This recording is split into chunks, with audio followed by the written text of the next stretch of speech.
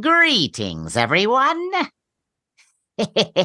and welcome to an unusually uplifting edition of Monster Party.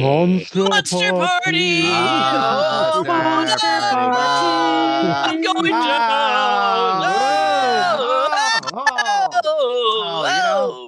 Jump as it's going down. Remember that one? That's fun. Oh, man.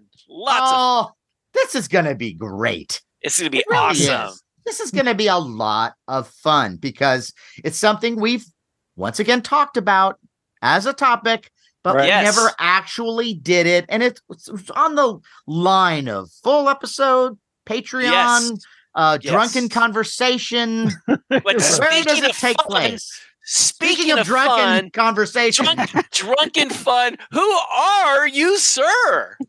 I am Matt Weinhold. I'm SHAWN Sheridan. I'm Larry Strothhe.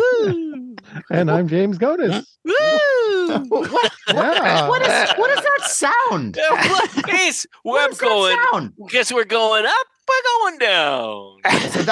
Okay, all right. Okay, all right. If you say so. All right. Well, we've hinted at what this is, mainly because you already know the title of this episode. Yes. But let's just get to it. The topic for this episode is elevator or hellevator. Ooh. Elevator or elevator. Yeah. That's right. It's exciting. This is an exciting episode. You know, it's funny because years ago, I pitched an escalator episode, and it just really didn't catch on. It didn't go nowhere. It went to the next level, but it wasn't too much fun. See, we're having a good time. Now you might joke and say, "What really, guys? Barely. Really? Oh my gosh!" But yeah, think about it though. No, there's a good amount of them. Yeah, and more when you think about it. Yeah, especially in genre stuff and horror, sci-fi movies and TV shows, there's a lot of elevator scenes, often very shocking or gruesome scenes. Yeah, or just memorable. Magical. They lend themselves to genre stuff because there's a lot of movement. There's claustrophobia. You could be trapped. I mean, a lot can happen in an elevator. For sure. And if you're just joining us and not sure that would be stupid. No, I'm going to say if you're not sure what an elevator if you're just joining us and you don't know what an elevator is. Yeah, but it's like an elevator or lift is a machine that vertically transports people between What is happening levels. Right now? I'm just explaining. And get this. Okay, all right. No, no, stop. It's an interesting You fact. have to stop. It's an interesting fact. The earliest known documented pre-industrial elevator was built in 236 BC by famed Greek, James should know this, a mathematician, physicist, engineer, astronomer, and inventor, Archimedes. Of course. Take that. Wow. So this episode is dedicated to Archimedes. Yes. You know what? That's bullshit. That's some bullshit you're throwing out there because you don't know who made the first elevator. You don't know that there was no. See, because you went to Wikipedia. You don't know that there wasn't some caveman named Korg who got the idea of let's put some sticks together with a rope and we're going to pull some guy up. Yeah, it's irresponsible.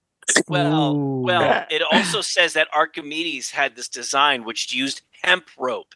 So those people who are doing the rope, if it was burning or something, they were getting high off doing the rope, making things going up and down. How about that?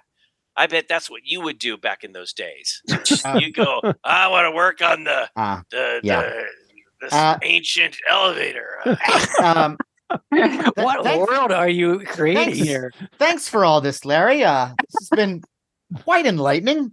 But we're talking about elevators. Yeah, modern day elevators. In horror or sci-fi, not in all of film. Fantasy. Yeah, maybe thrillers. TV. Because before we started, James was like, well, what about Hazel? What about what about Yentl? Wait. That has a bunch of elevator scenes. No, Yentl doesn't have any elevator scenes in it. So yes, horror, science fiction. I will say fantasy. Yes, animated.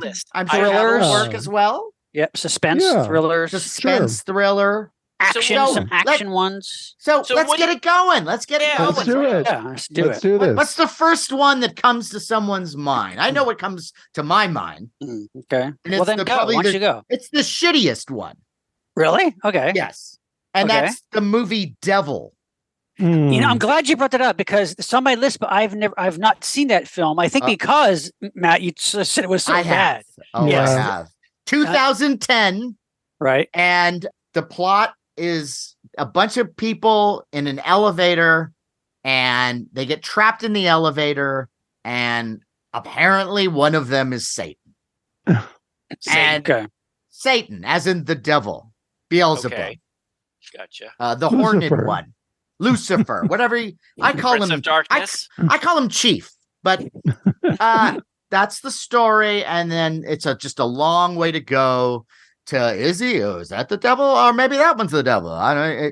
It's awful. In fact, there's a scene in that movie where someone describes how you can tell if the devil is around by, for example, if you have a piece of toast and you've put some jam on it and you drop it and it falls jam face down, then that means the devil is around. That's actually in the movie. What mythology is that from exactly? It's from the Bible. Okay, See, that's Sean. so It's from the Bible. It's so stupid. Amazing. Because the odds are, it always happens when you're at home, and if you butter with jam and then it falls, it's always going to fall on the floor, and it's going to fall with the jelly side on the floor, and you're going to pick it up. It's going to have hair and dirt, and stuff. You're going to go, "Hi, Satan." Well, also it's right.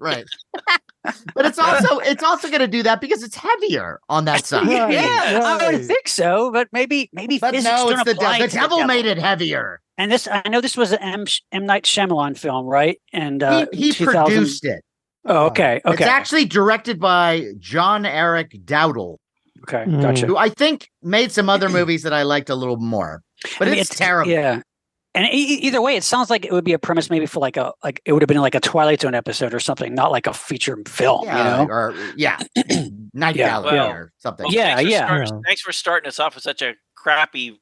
Well, we'll just go up from there. I'm the only one that has seen this. Yeah, I didn't see it. The four of us, yeah. I mean, there's so much to watch. I'd rather watch. What's wrong with me? What's happening to my life? No, because you already warned us against it on a previous episode. Yeah, that really is honestly why. I remember. Oh, wait a minute. So the story is by M. Night Shyamalan. So now everything. Right. Like now it's like, oh, okay. So that's why it's terrible. Okay. Right. Which is such a shame, I mean, he started out. I mean, I was started off strong. Oh my gosh! The success is so just good, brilliant, still great, so genius. Yep. It's wonderful, but it's like Unbreakable. I like too. But see, then there was this ongoing theme. Well, then each one of my films is going to have this, and then it's like, oh man, it's this Shyamalan thing, and it just started. Yeah, it's like each film is sort of a parody of the last one. Yeah. Isn't it? I know, it's weird. Yeah. All right. It's a shame, but do yourself a favor. Watch a different elevator movie. Okay. Sean, you want to? Yeah. Well, I have one that is definitely memorable and a pretty good scene. I would say this may be the goriest elevator scene I've ever seen. I think I know what you're and that would be from 1978's Damien, Omen II. That's on my list. So effective and so gruesome and shocking. It's I forget the character. It's like a doctor or a scientist. A scientist who's Dr. Kane, played by Meshat Taylor. Okay, and he's kind of catching on to something that's going on with Damien, right? So of course he has to be stopped, right? So he gets in this, of course the Omen films, as we know, all involve these crazy, accidental deaths that became like the trope in all these films. And in this one, Dr. Kane goes into an elevator in a high-rise building or a hospital or something, and there's a loose cable in the shaft of the elevator. It breaks, and the force of it is kind of like part of the mechanism that holds the cabling system, something where it comes down with such force that literally cuts through the middle of the elevator, while Dr. Kane has now fallen, stumbled onto the floor. So he's like laying on his back on the elevator floor, and this cable rips through the top of the like a elevator. metal whip. Well, Sean, you kind of left out the scariest thing. The scariest thing is when you get into an elevator in a high-rise building. Sometimes there's that thing when you realize, this contraption is really high off the ground. Right. And what happens is the brakes and the elevator just starts tumbling down. Plummets. And it plummets, and it's the force. It's the force, and that's what I thought. Sean, I thought when I'm seeing this film, he's going to get squashed. Right. That's the precursor to it. He stops, like, oh, whoa, what happened? And there's this beautiful sequence of when he's down on the ground and he's recovering, and you hear the cable sound, and then you see a series of shots. Good. A series of shots going all through the shaft. Then because you're what is happening, and it's like you think, well, what?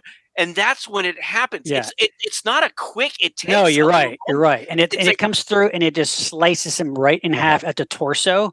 Yeah. But I have a question. What is it with the devil and elevators? Like, what's the problem? Why does he hate elevators? I know. But it's a great scene. It's like you just see him like cut in half, and he's like screaming for a few seconds. It was like they had to top the David Warner beheading scene somehow from the first movie, so that's what they came up with, and it's pretty amazing. And it's also in slow motion, like that one. Yes. But it's interesting depending on what version you see. If you see one that's edited for television, you actually you don't see the actual split. But if you see the uncut version, you see his guts coming out. You it's see the it whole all. thing. In the TV version, does he just take the stairs? Hey! It's kind of pedestrian. No!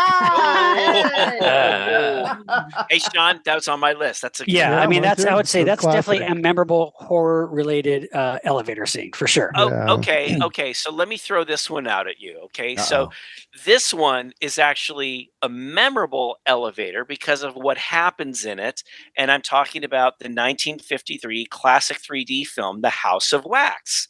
This is by director Andrew Tatoff. Now, so we all know Vincent Price. He's this guy who's I do. I know him very well.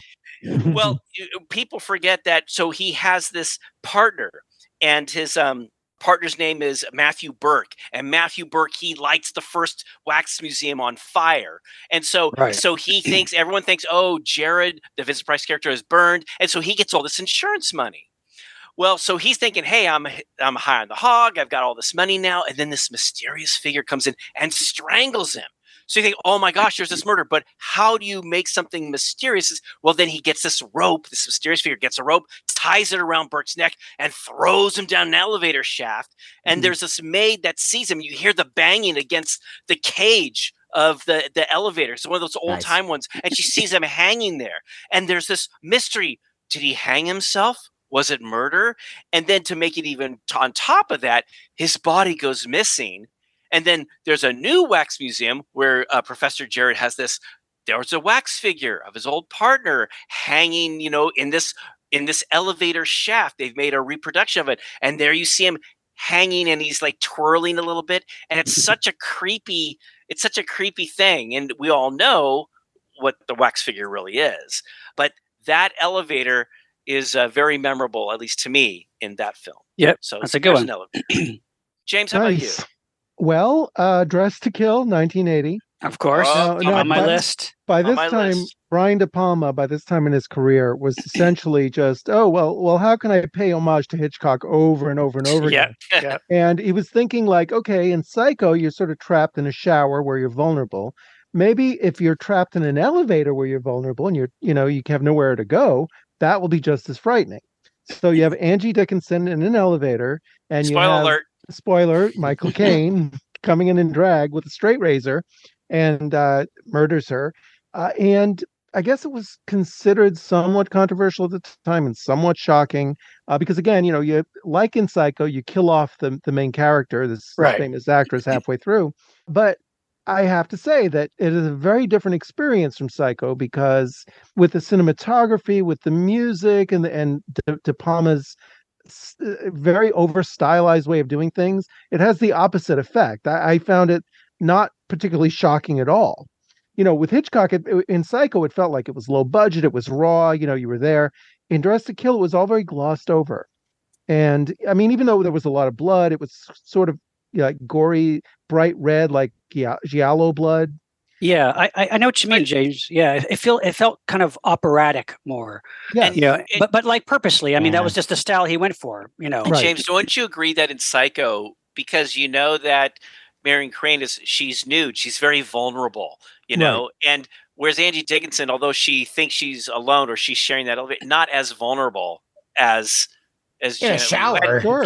She had nothing. She had no clothing, nothing to protect her, Right. Well, and personally, the whole Hitchcock phase of De Palma's career was really my least favorite. I find it more as kind of schlocky entertainment than true artistry because he's just copying. I don't understand that choice in a career at all in filmmaking. That why would you want to just keep blatantly ripping off Hitchcock to the point where everybody knows obviously that you're ripping off Hitchcock? I don't get it. Like, especially why would you do that? In the prime of his career, he was always better than that. Why did he waste all those years and all those movies doing that? Well, I completely agree. He's a way better filmmaker than that. He did not need to do that. Well, I always thought it was interesting, fresh, and unique when he did it in Sisters. Because Sisters was a little more low budget, and I didn't mind it in that. But you're right; it's like after it's a looser ripoff, and it's a little more, in some ways, a little more creative too than the Body Double or Dressed to Kill. You're right, because he had bigger stars and bigger budgets now to make, and then you're right; he just kept copying Hitchcock. It is weird because Dressed to Kill's. It's got memorable moments. I really love Michael Caine in it, but it's not a movie that I go back to a lot. And same with Body Double, but they're really not great movies. And you're right. He's just kind of like, most people Dario Argento, he's the Italian Hitchcock, but he tried to get away from that. He wants to do his own thing. So it was like, he's not outwardly ripping off scene for scene things. Yeah. Or basic premises turned on their ear a little bit. Yeah. And also De Palma's work back then was very mechanical. It was like, you could practically see the storyboarded shots, as you're watching the movie. It's like, Well, Sean, let me ask you this, because maybe I'm going to go out on a limb here. I understand De Palma's fascination with Hitchcock. Hitchcock was a brilliant director, did a lot of amazing stuff. Sure. And whether you call it an homage or ripoff or whatever, I don't know if the films that he made are necessarily for, film scholars or people who really study film. No, we're not going to do this again. But regular Joe. Regular Joe. Larry, I know what you mean, Larry. I know what you mean that you're saying that maybe the casual moviegoers won't understand. But what we're saying is, as a creative filmmaker, you're calling him a hack. Yeah, as a creative filmmaker, why would he bother to do that? Why not make something? He was at the top of his game then. He could have done anything much more original and creative than those films. Well, and even if you've never seen Psycho, if you're such a regular Joe that you've never even seen Psycho, and you accept it on its own merits, it's still just not that impressive. No. Yeah. And I'm a huge De Palma fan, and yet still it's oh man. I know it's weird. Oh well. Yeah. Okay, well, let's get away from regular Joe. And Matt, why don't you go give us another one? Well, this is kind of a weird, a little bit convoluted thing because it revolves around a true incident. So apparently there's this thing now called the elevator game. What the elevator game is, it's like an urban legend, sort of creepypasta-esque thing where you go on an elevator and you do this ritual with going to different floors. And if you do it in the right way, it'll take you to this supernatural realm. But if you do it wrong, like there's this thing, like if you land on the 5th floor and this woman comes on to the elevator, you're not supposed to look at her or talk to her because she's like this sort of demonic creature that'll come at you and steal you from reality and you'll disappear. And so I guess there are a lot of people, or I'm assuming mostly young people, who are doing this thinking, it's like this age's version of like Bloody Mary, I'm assuming. Yeah. So there's that. And there is a movie called Elevator Game, which does their take on this whole phenomenon. And then I actually saw a pretty interesting little short version on YouTube called The Elevator Game. And it was directed by this guy named John Martinez. If you're out there, you did a great job. This is 2019. It's on YouTube. It's like 6 minutes and 30 seconds.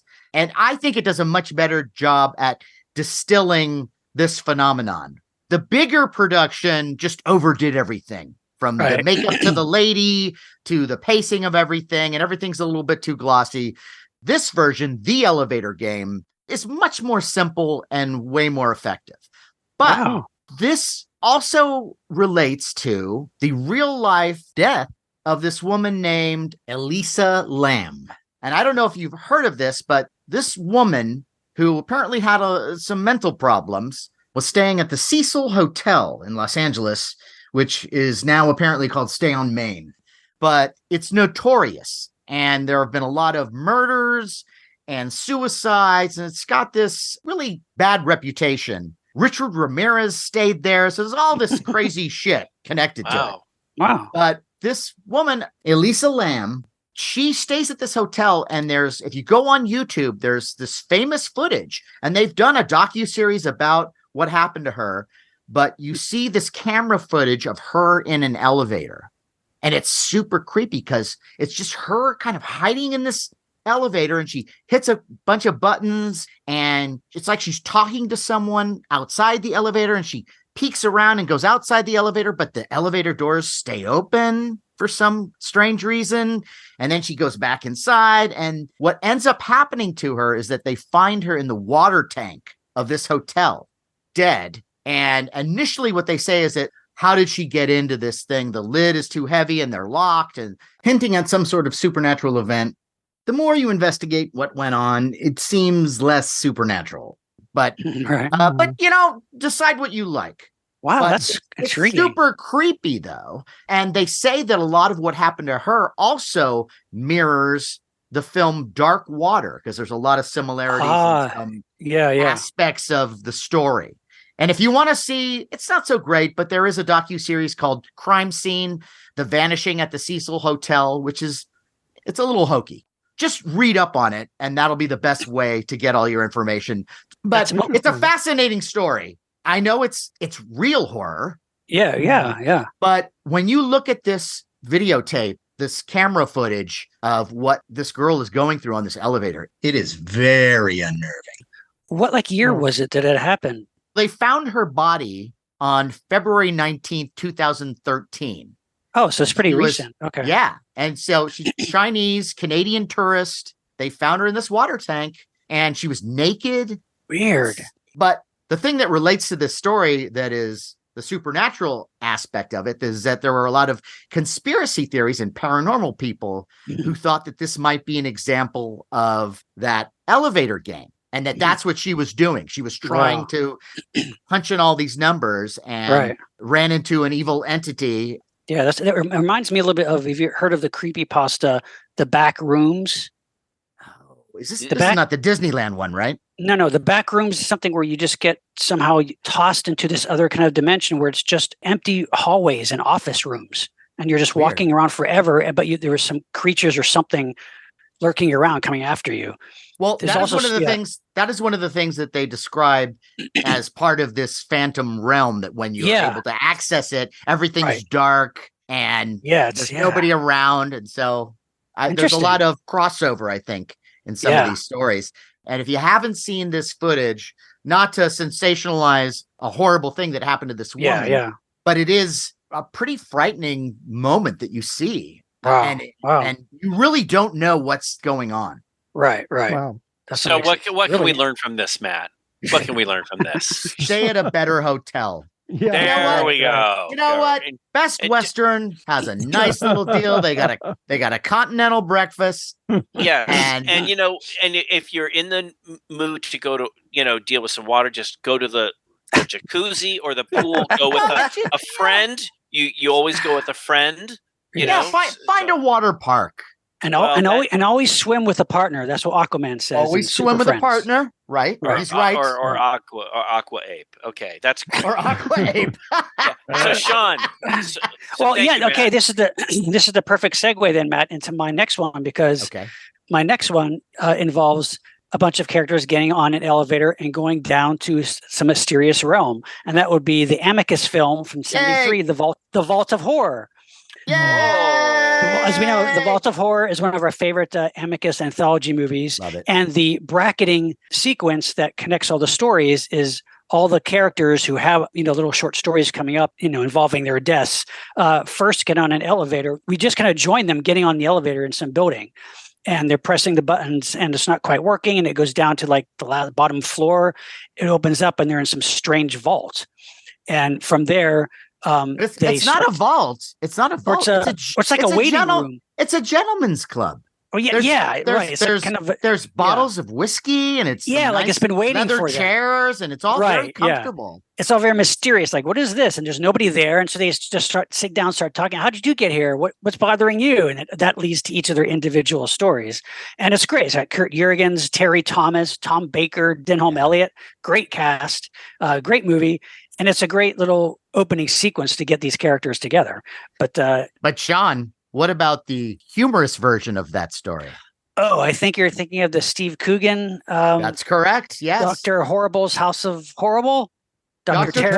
Terrible's House of Horrible. Horrible, yes. Which and the story is called "And Now the Fearing."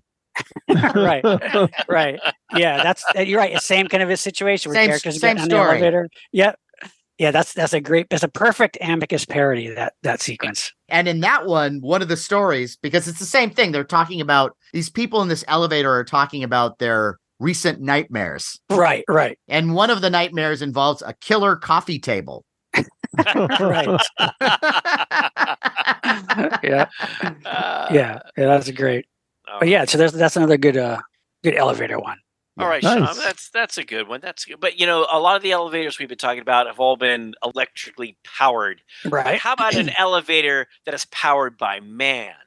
An elevator that it's actually a bunch of guys doing a crank and leading you down to a pit where there's a horrible monster. Ooh. Yeah. Well, this elevator is in the classic Ray Harryhausen film, The Golden Voyage of Sinbad from 1973, directed by Gordon Hessler, starring John Philip Law, Caroline Munro, and Tom Baker. There's a sequence when and this is such a fun Sinbad film. It's actually my favorite, one of my favorite Sinbad films.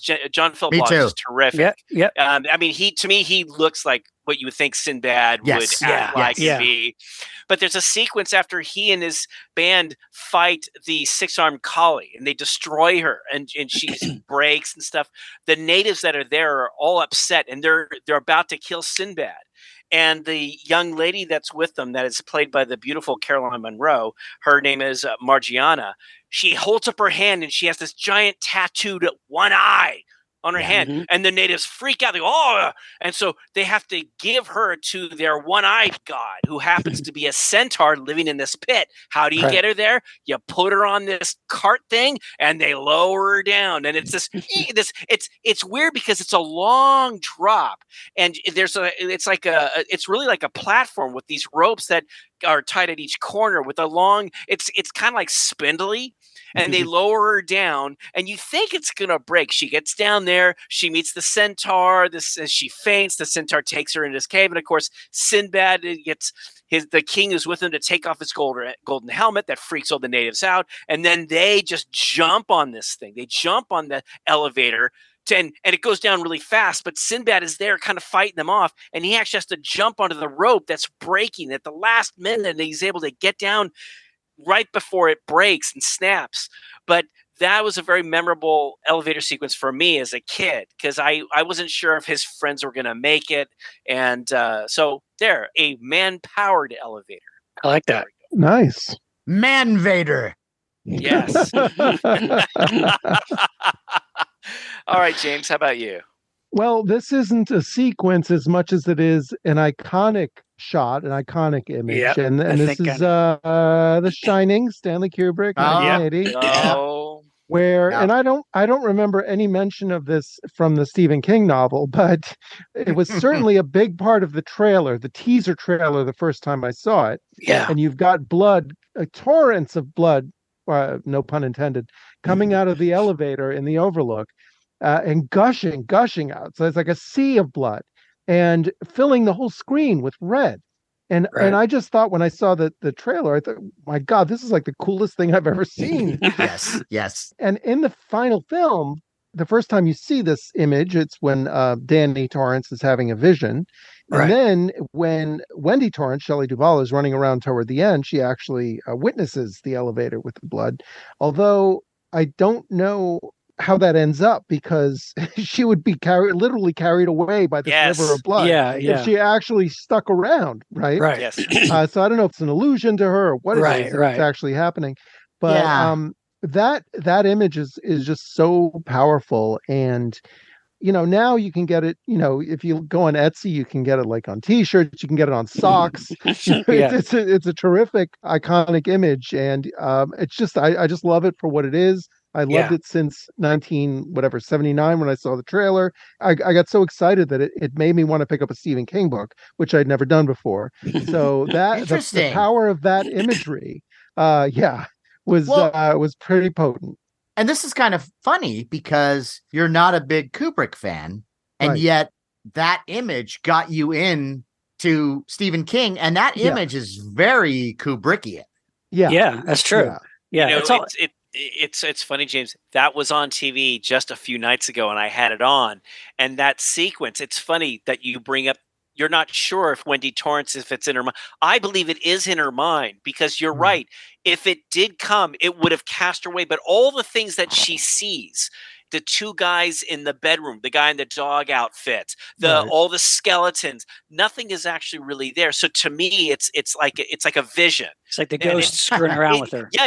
It's supposed to scare you, but it's true. And if you think about it, just from a filmmaker's point of view, how to actually achieve that. It's one thing to say it, but to actually achieve it is really, really difficult, because when you watch it, it's shot at extremely high speed to make that blood kind of flowing like really slow and hit the sides, and you see it spurt out and stuff. It has to be going at high speed. The other thing is, when you actually see the very first frame, you can tell that, they couldn't just release the doors and have it gush out from the center. It comes out from the side. It starts on the left, because it's like, that they released it behind the actual elevator. Pressure. And the pressure is so strong.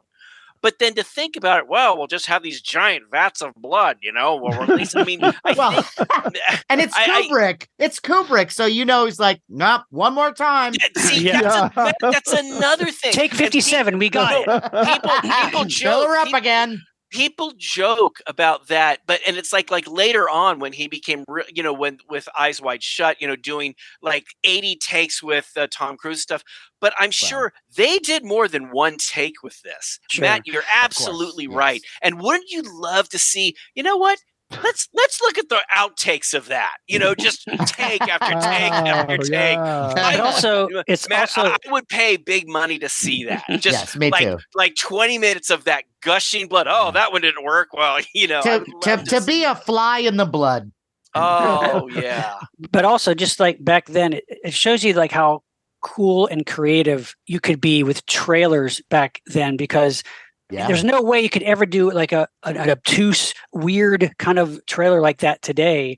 Like, because today you get the entire plot in a trailer, and every surprise and every joke in the trailer, like just to show one shot of like, what is that? Like something that intrigues you, makes you want to see it. But now it's like, there's no way you're going to see that. So that's Well, you'd see that, and you'd see everybody reacting to it. But that's what's so great about that shot, is that it lends itself well to a trailer, because it is so obtuse and almost avant-garde. Yeah.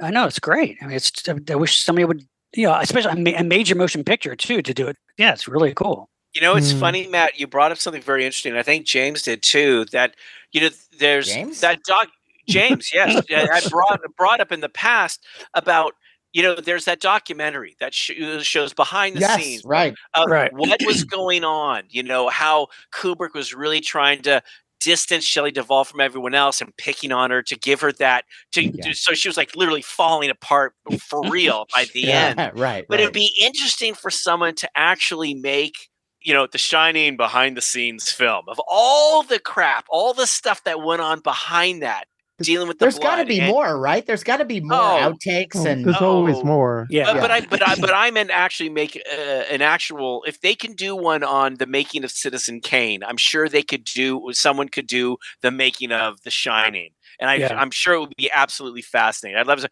that blood didn't splatter the way I wanted it to, so let's go to take 56. Well, what about the Nosferatu movie that was about the making of Nosferatu? What's the name of that one? Yes. Shadow of the Vampire.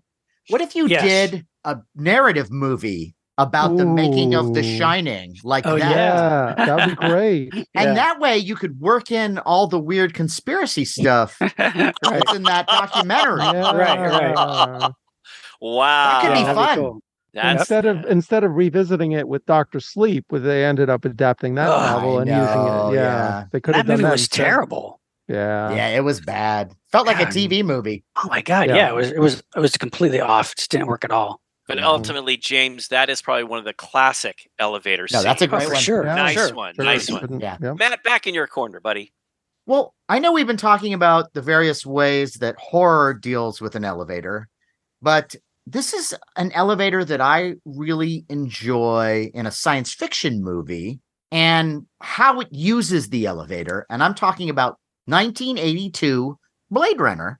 Yes. That's on my list. That's on my list, Matt. Yes. And there's the scene where Roy Batty and Sebastian are going up that weird angular elevator to meet Tyrell.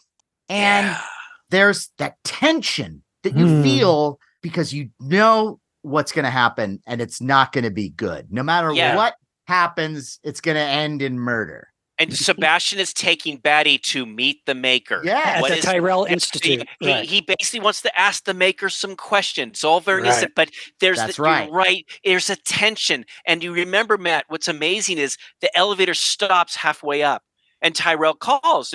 So who's this? Oh, Sebastian. Well, Milk and Cookies kept you up. He goes, yeah, they're doing chess. They're playing a chess game. He goes, oh, I've got this move.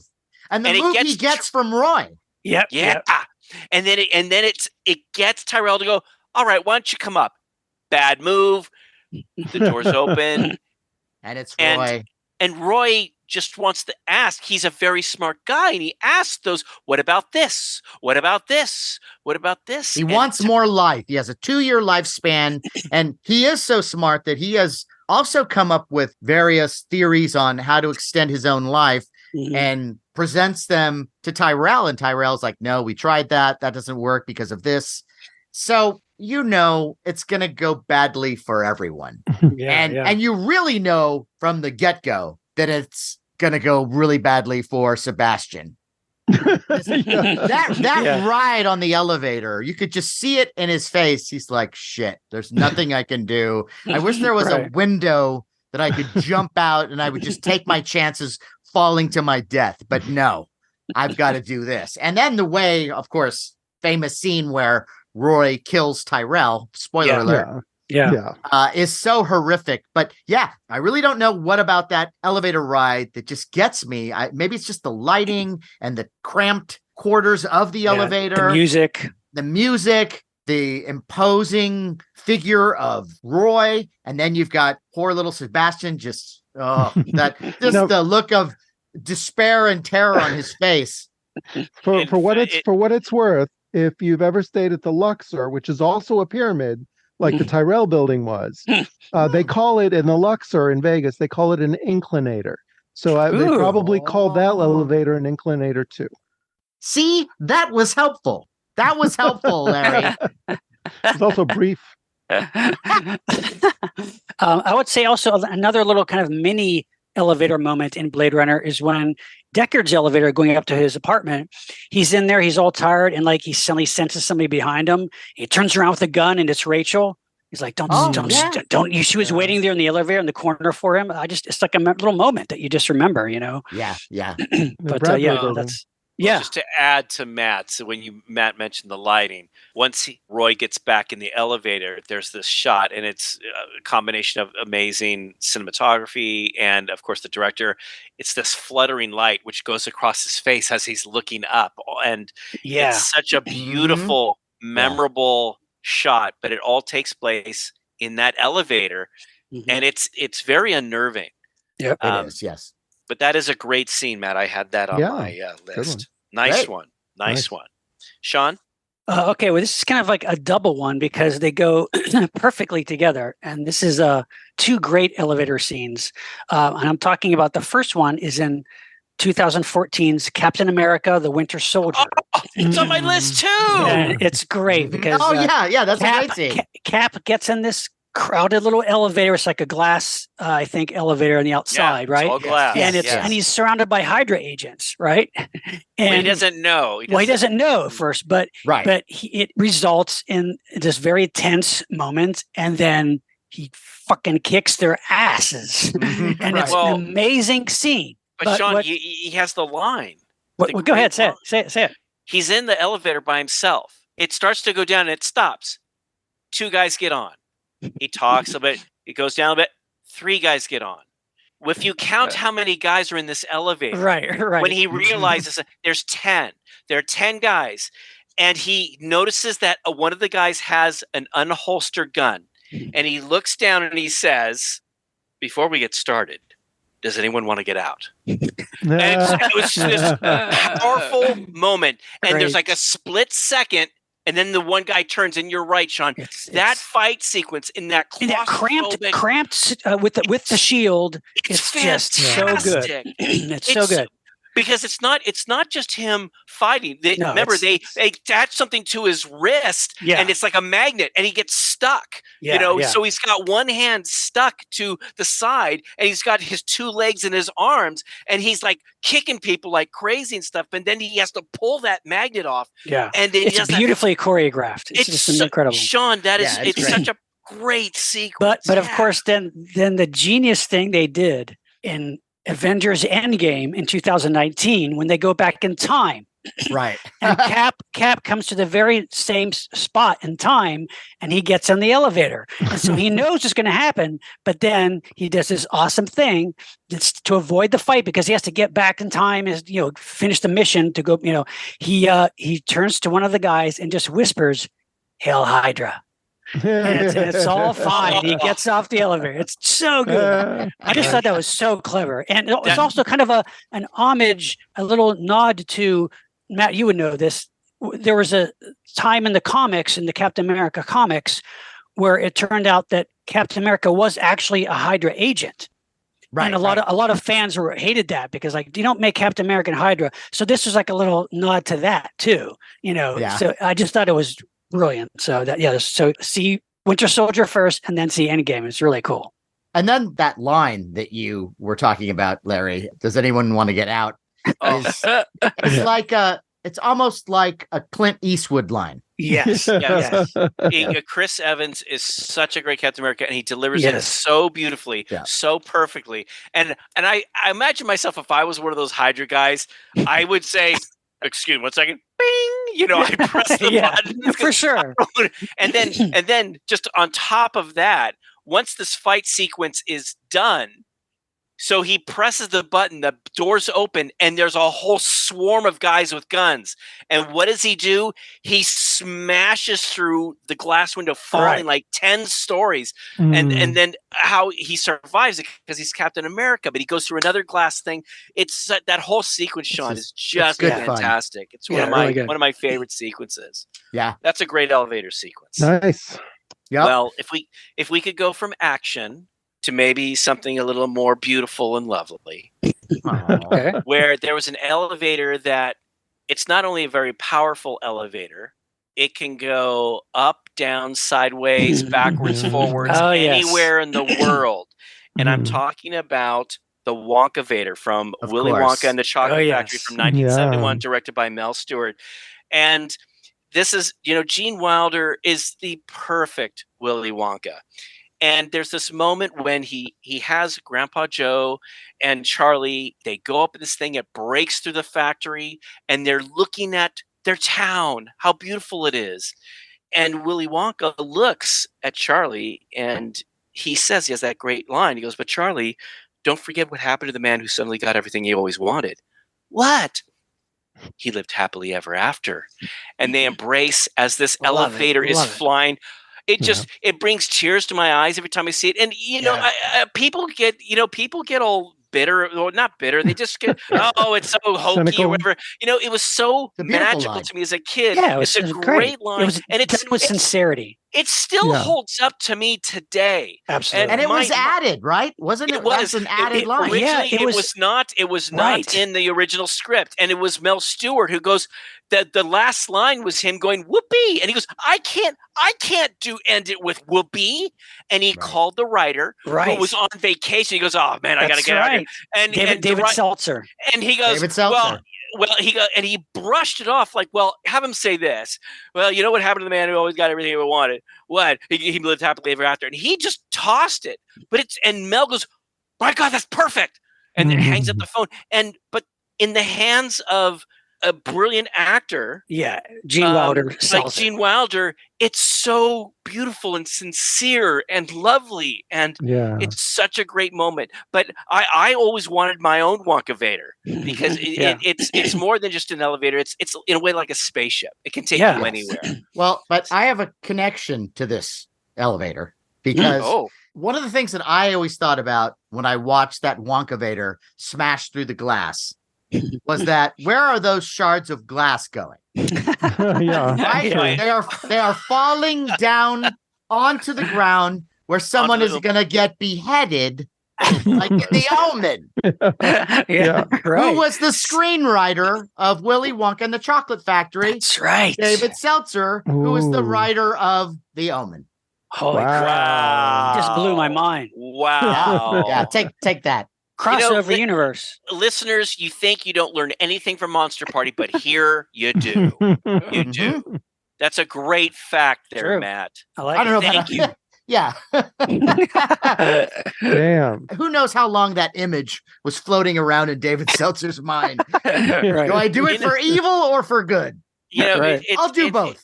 It's funny you should mention that. I didn't think about that and how selfish I am. It's like, it's just Oompa Loompas. You're very selfish. Plenty of them. You're very selfish. Ooh, yeah. Maybe the shards of glass fell on some Oompa Loompas. That would be tragic. In slow motion. Well, maybe the shards of glass were actually made out of sugar, so maybe they weren't that. I don't know. What do you do with a glass in your eye?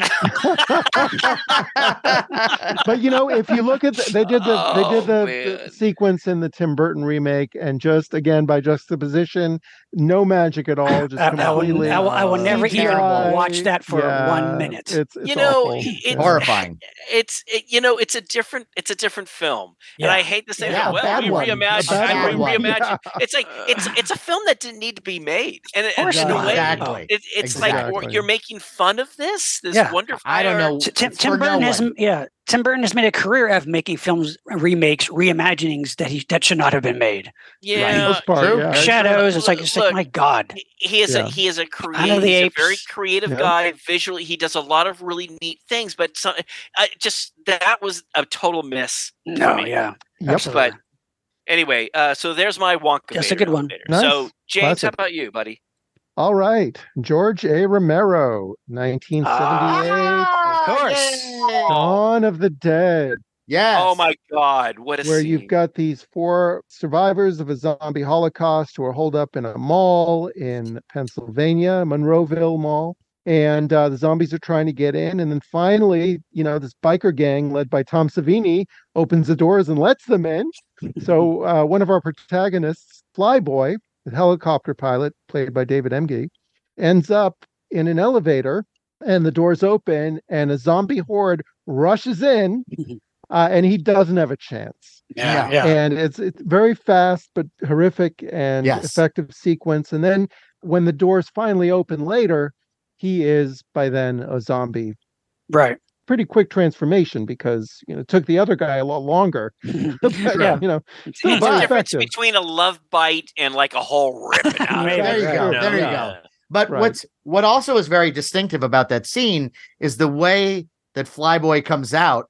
He is changed, but that nice little piece of detail that they add is that his gun that he's been holding this entire time is now just hanging from his finger. Yes, you're right, Matt. He just doesn't even know how to use a gun anymore. And it's so good. It's such a small thing. It's such a small detail, but it's so perfect and memorable.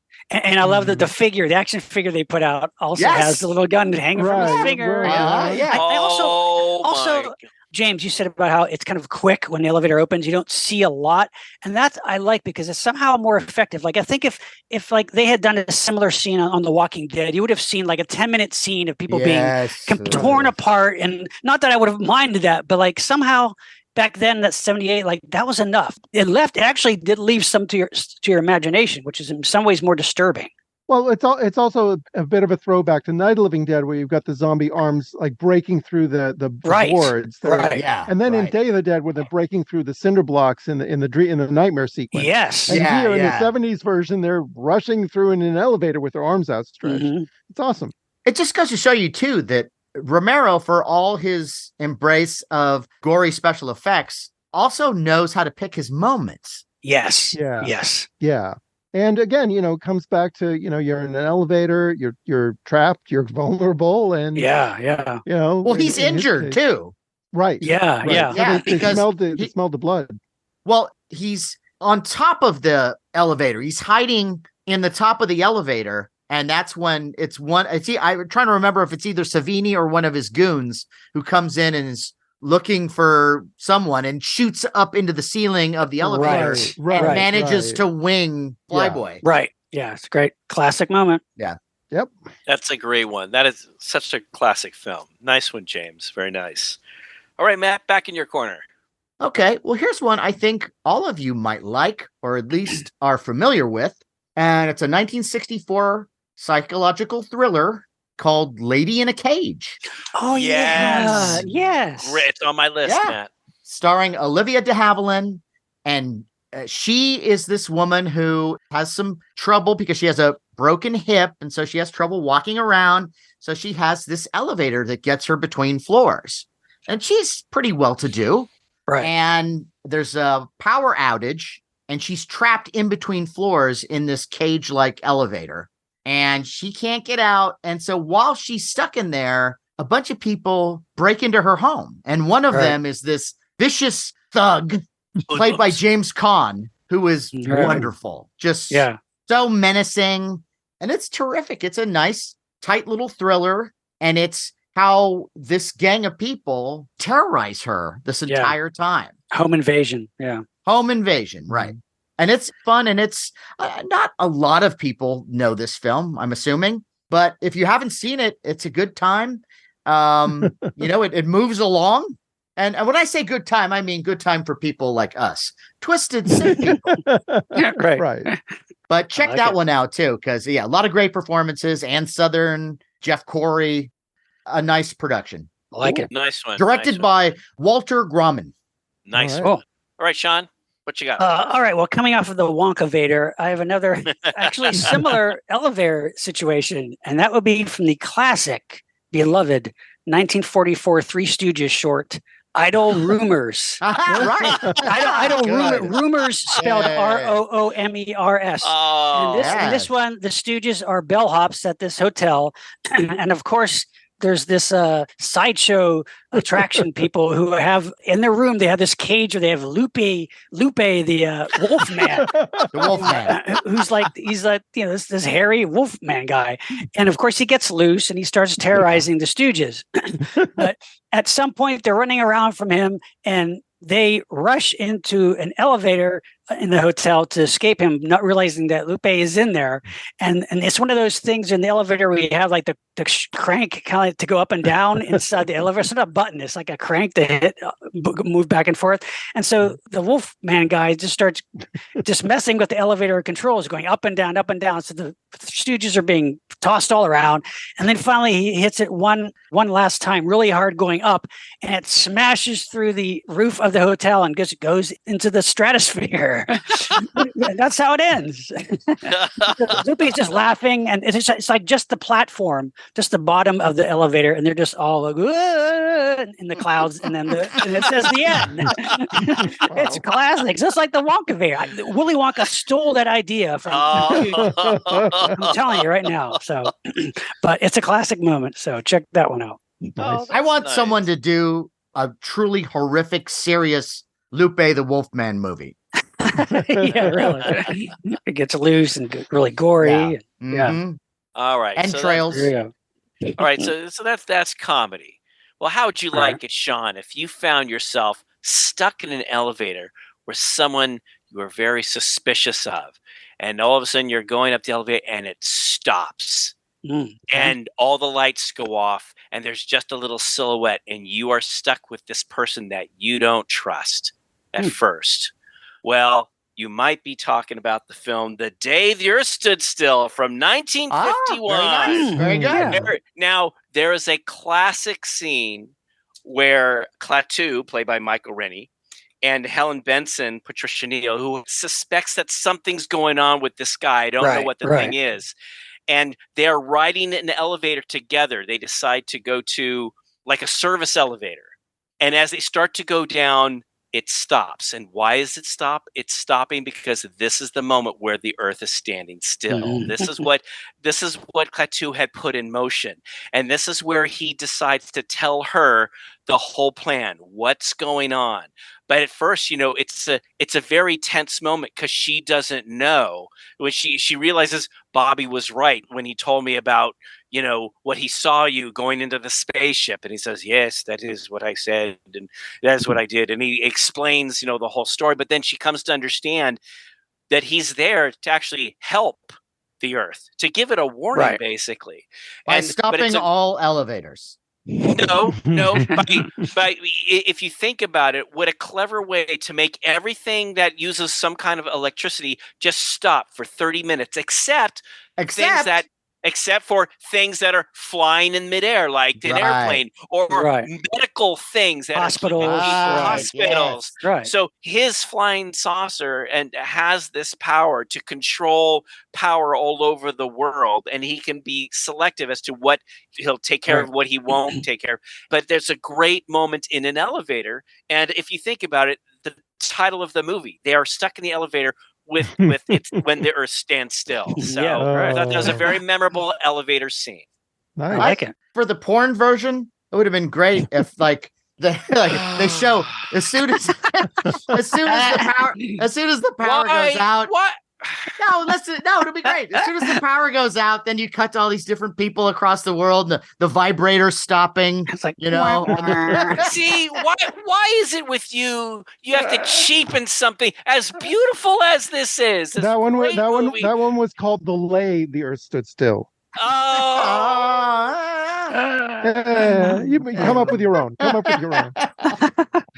Well, okay. The day the earth stood hard.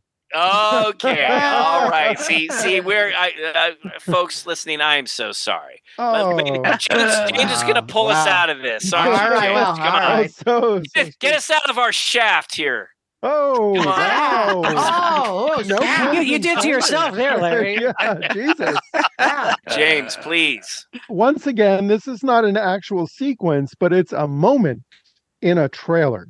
And we're talking about anticipating the anticipation around Return of the Jedi in 1983, when before we ever saw it, and we see this trailer with all these amazing effect shots, and there's one shot in it where this elevator door slides open, and you see Luke Skywalker standing next to Darth Vader. Yeah, and they're not at war; they're just standing next to each other for a moment. Right.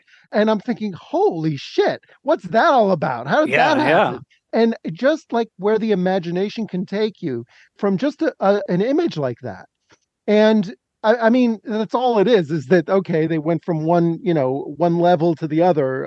But still, But that moment, And I don't know if Robot Chicken ever took advantage of that moment, but you have to think like, what was it like? The awkwardness. They're in the elevator for a minute. And it was like some music playing. Right? It's like, oh, young Like, Skywalker, da, da, da, da, da. young Skywalker.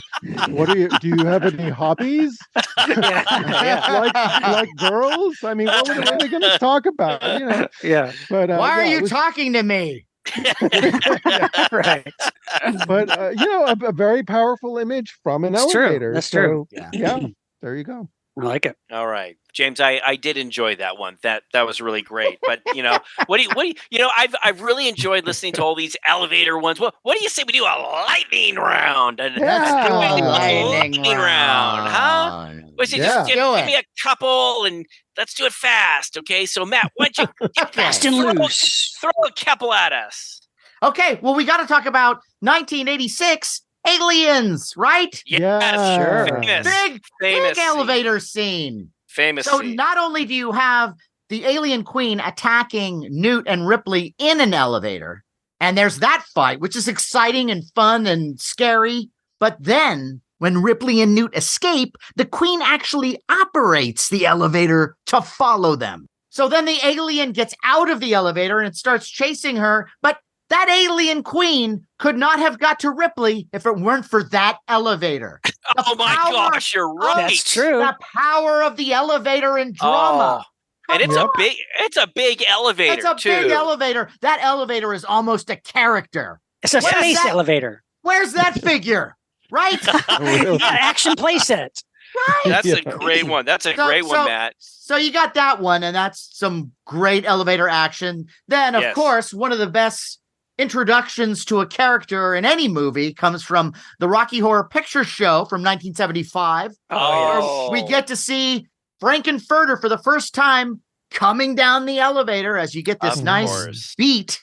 All of a sudden, Janet turns around, sees Frankenfurter, played by Tim Curry, and faints because he's just this scary yet charismatic figure, and then goes right into sweet transvestite. Right. And all of a sudden, our lives were never the same. Such a wonderful moment. I love it. And then I have to say this. I have to do a little shout out here for Star Trek elevators. Because Star Trek elevators, we're used to the elevator that goes up and down, kind of hacky after a while. But Star Trek elevators, they go sideways. Yeah. Right. So, I mean, that's also some very exciting futuristic elevator action. And you know what? It's one of those things that makes me want to get to the future so I can experience an elevator the way it should be. A utopian elevator. Nice one. Yeah. A utopivator. And I love that the turbo lift. Right. And it's fast too. Yeah. Yeah. And I love that term. Let's get on the turbo lift. Turbo lift. Yeah. It's awesome. Okay. So there you go. All right. Here, I'm going to throw a few out here. Classic moment at the end of one of my favorite, maybe my favorite Dario Argento film, actually, from 1975, Deep Red. Spoiler alert. The killer basically is going after David Hemmings, and she gets her pearl necklace stuck in one of those elevators. It's kind of like the elevator in the Bradbury building, like the old kind of style where it's like the grate, and she gets it stuck. The back of the pearl necklace gets stuck in there, and the elevator starts going down, and she's decapitated. It's not a pearl necklace, though. Well, not a pearl necklace. It's kind of like a gold. It's like a gold chain. Yeah. That's right. You're right, Larry. Because that's what pulls it through. Yeah. That's right. Slices right through. And you're right. And it's great because the ending of the movie is like a pool of blood and David Hemmings' face reflecting in it, looking at it, horrified as the credits go up. It's fantastic. That's such a great film. It's fantastic. It's creepy. Just great mystery. One of the best giallos I think ever made. Good elevator.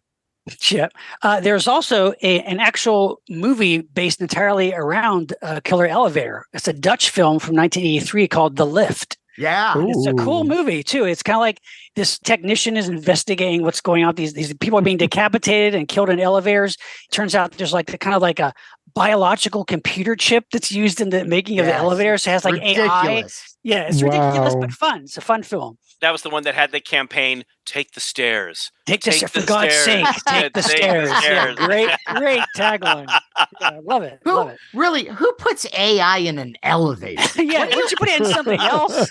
Matt, Yeah. it's coming. It's coming. And Yeah, you know yeah. what? Just wait. And there was a remake Of called the lift? called Down or The Shaft from 2001. But was it And an official it's- remake though, or was it like a Yeah, kind of? yeah. Oh, really? Okay, Mhm. interesting. I've not seen that one. Okay, we have to mention also Directed by the same person. really Wow. like Moss. Dick I think Moss, was, yeah. Really, I didn't. Oh, now I want to Was check it out. Americanized? Yeah, because the I original have was from not- the Netherlands. I have not seen it, but Naomi Watts is in it, so I'm sure Yeah. it's. So it's But it Americanized. says, it's Americanized. Yeah. Interesting. Okay, I have to check that out. Fright Night 2 has a great elevator sequence where the female vampire is going after Peter Vincent, and her coffin is hidden underneath an elevator in an old elevator shaft, and she's trying to claw her way to get back to her coffin. And Peter Vincent is reflecting sunlight through and trying to get her. It's a great sequence. She's like clawing at the floor of the elevator, and she has to fight Peter Vincent. That's a underrated sequel. Of course, it's not as great as the original Fright Night, but it's a pretty damn good sequel with great monster effects. So that's worth checking out. I would disagree with you there, but it's Really? Okay. no, it's pales to Well, the yeah. original Fright Night, and But it's got some great action sequences, and the monsters are cool, I think. But anyway, Terminator 2, when the T-1000 is chasing after Sarah Connor and Arnold Schwarzenegger, they get in the elevator, the T-1000 slices with that needle, Yeah. liquid metal liquid thing. metal thing. Right. And he uses the spike to kind of then widen the elevator open. It's great. Yeah, that's good. Real quick, there's 2 James Bond movies that have good elevator sequences. One Yeah. is Diamonds Are Forever. Great Mhm. fight sequence with Bond and a guy in that old kind of elevator. Yeah, in And- Amsterdam. Yeah. And Spy Love Me has the elevator where the bad guy gets rid of his enemies by opening up the bottom of the elevator, and he falls into the was it sharks or whatever in the Yeah, water, like right? Dr. Evil. Yeah. Yeah. That's a terrible elevator. Yeah. And finally, I would just say there's an actual TV movie from 1974 called The Elevator. And it's James Ferrantino is a claustrophobic robber who's running from the bank that he just stole this money, and he's stuck in an elevator with a bunch of people. And the people he's stuck with is Roddy McDowall, Don Stroud, Myrna Loy, and Carol Lindley. Wow. So it's like a low budget disaster movie in an elevator. It's great. There's kind of a Wow. modern version of that. Really? It's called Elevator, and it's about a bunch of people. It's 2011, and it's about a bunch of people who are stuck in an elevator, and one of them has a bomb. Okay. Wow. Very simple. Okay. And one more we have to throw out Silence of the Lambs. Yeah. The way that Hannibal Lecter does a bait and switch to get out of to escape from the hospital or the asylum is by basically ripping off Charles Napier's face and putting it on him, pretending he's Charles Napier in his police outfit. They take him out to the ambulance. Meanwhile, Charles Napier's body is stuck up above the elevator shaft, which they find out too late because now Hannibal Lecter's gone. Great sequence. Yeah. So there you go. All right. Nice. You sure, Sean? You don't want to do any more? Yeah. Oh, yeah, I got 10 more. Yeah. Why don't you? Yeah. Let's just go through the whole Leonard See- Maltin book. All right. See, it's a lightning round. See, listeners, yeah. Thanks. You've done 12. That's great. Yeah. Well, See, altogether- listeners, that's the problem when you follow someone like Sean Sheridan. Come on, you can Sean, come up with some good ones. as Sean starts listening to them, oh, well, I guess I can't do that one. Oh, there's another one I can't do. Oh. Great minds think alike. What can you Well, say? yes. So it's like, well, gee, Larry, do you have anything to offer? Well, not really, Sean. But here, let me go to my list here. Okay, yeah, but see, Sean's just got an incredible mind. He knows all kinds of elevator films. But thanks to James, Quite talkative too. yes, very talkative. James brought up Return of the Jedi, but he forgot to bring up just the original classic 1977 Star Wars. There's this great sequence when Luke and Han decide, okay, let's go save the princess. And they put the little cuffs on Chewie. They go into an elevator to go down to the place where the Princess Leia is. And there's this great sequence as they're going down the elevator.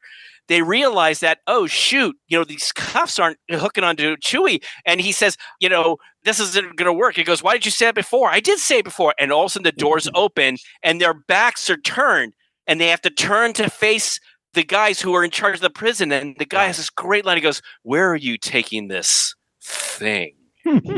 And that's when things just go all haywire. But there's that great elevator sequence in Star Wars. Nice. From 1977. And then to go from Star Wars to, let's go to another sci-fi film, another great sequence in 1999's The Matrix. And this is after this amazing battle where Neo and his girlfriend go through and battle these guys. They go into an elevator that takes them up to, they plant a bomb there and they go up inside the elevator and kind of connect themselves to the cable, lifting them all the way up to the top while the elevator falls down and does this giant explosion. And there's a great sequence when the explosion goes off and you see the bad guys there and the whole building just shakes a little bit. And then the sprinklers come on. It's a great sequence, but it all takes place in the elevator. And I would just like to add my least favorite elevator sequence of all time. And we've talked about this before. And I hate this elevator sequence. I saw this in a theater packed with people, and everyone felt the same way as I did. I know what you're talking about. Yeah. And I am talking about the dreadful, well, I say dreadful, but it's not really a bad film. But it's from 1987, Angel Heart, directed by Alan Parker, starring Mickey Rourke, Robert De Niro, and Lisa Bonet. So, the spoiler alert, folks, when the realization, Mickey Rourke realized, oh gosh, I'm going to go down to hell. I'm going to go to hell. The film ends, credits are rolling, but he's in an elevator and it's going down. Yeah. And so the credits are rolling and he's still going down. And so you're sitting there watching all the credits waiting. Oh, what's going to happen when he gets down to the bottom? And you get down to the very bottom. The elevator stops, the credits are done, and Mickey Rourke is there, and it just fades to black. There's no fire. We don't see the devil. And when I saw that in the theater with a packed theater, everyone in the theater went, oh, like they were ripped off.